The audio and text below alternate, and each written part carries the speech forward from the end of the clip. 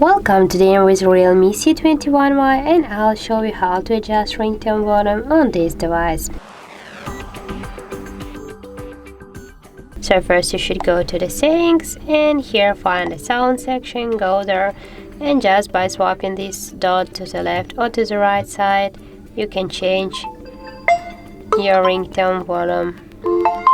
Also we got the second way, just you got here on the right side of your phone the volume buttons, press on the down or to the right or to the down volume button, and here you will see the settings icon, and just with your finger swipe to the left or to the right this dot and you can change your notification and ringtone volume, and just tap to done to save your changes.